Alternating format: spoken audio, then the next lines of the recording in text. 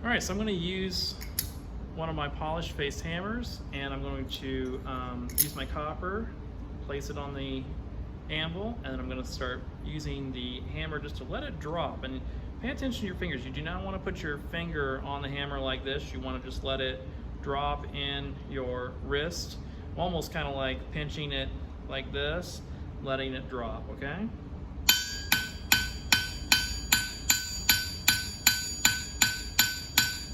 And I'm just playing with mark making. This is kind of like a drawing class where we would experiment with making different marks on the surface of our paper.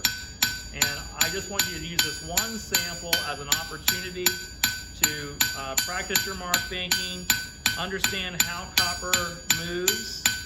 Right now we're stretching the material. You can see the corner lifting right here.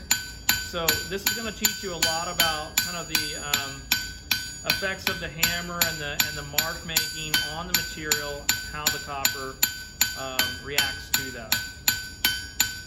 And I'm just filling this whole sheet with marks. Now, you can play with the angle at which you hit this. I'm using the entire cross peen, but you could play with various striking methods.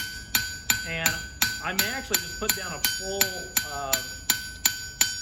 set of marks on this, and then in class later on I can show you how I can come back over it. I'll re-anneal it and put a surface over the top of this background surface.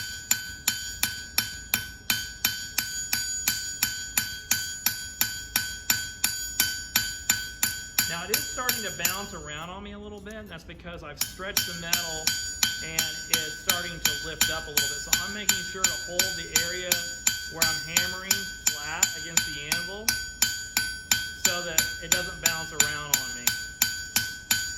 Now as it gets really bent, at some point I may need to flip this over and use a weighted rawhide mallet and hammer this back down.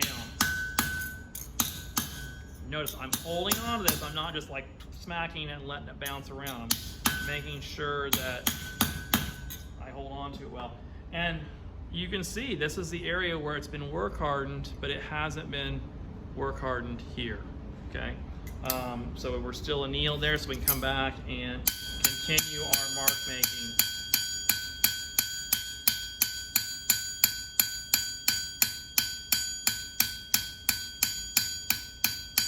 And like I said, in class I will show you how to use chasing tools to add texture over this so we can actually create almost like an image. Now you can see how the metal has stretched this way more because of the direction of the hammer marks and how it causes the metal to want to spread this way from the tip. So this is a great way to understand moving metal and what happens when you strike metal, how it stretches. And we'll get more into this as the semester goes by and talk more about metal forming. But here we have this really kind of wonderful texture, and then if we come back over this and we would patina this and then rub back the surface, we're going to get this beautiful surface, textured surface. So this is sample number one. We'll come back and trim this at some point. I'll show you that at a later date.